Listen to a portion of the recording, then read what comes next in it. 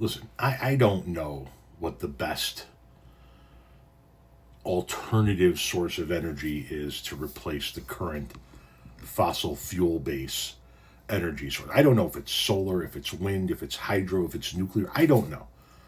But I do know that a combination of those things does seem to be able to work in many parts of the country, and in this part of the country, in the far southwest suburbs of Chicago, we have a shit ton of very conservative, very Republican people that rail away against any type of solar panel project.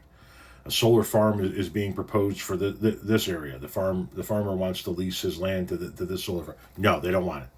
You know, it's an eyesore. Why are we wasting our land? Blah blah blah blah. Not taking into consideration that the farmers are making a financial decision, that it's more lucrative to them to lease to a solar farm than it is to actually farm their land, which should tell you everything you need to know about the price of agricultural goods in today's society. But I digress. This is a video that I'm going to be posting on all of the local Book of Faces pages for all of those people that bitch about these solar farms and how they do nothing but destroy the environment. That's the argument we get out here. I don't know if you guys have heard what's happened in China when the Chinese set up a huge solar farm out in the Gobi Desert. But what they did was they accidentally created a thriving new ecosystem in one of the most desolate places on the planet. Watch this.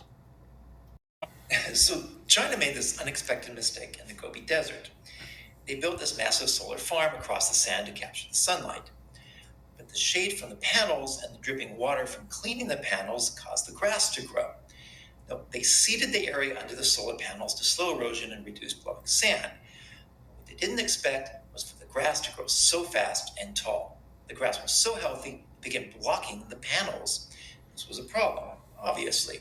Therefore, the government brought in sheep to keep the grass short.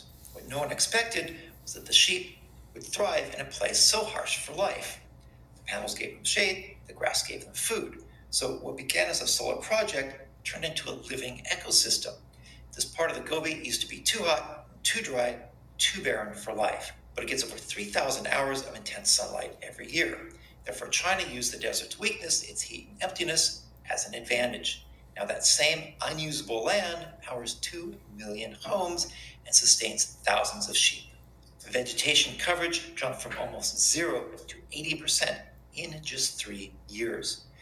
What started as a technological project became an ecological restoration, a mistake that turned into a model for the future. That's amazing. And I'm not sitting here rooting for China, right? I know that China is a dictatorial nation that treats its people like shit. I'm talking about the result that they saw, excuse me. Sorry, I had to sneeze.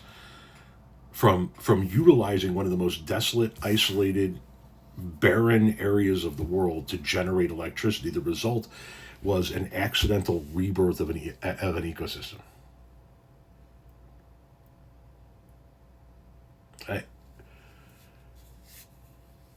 I wish that the misinformed, cult-minded people in my area would realize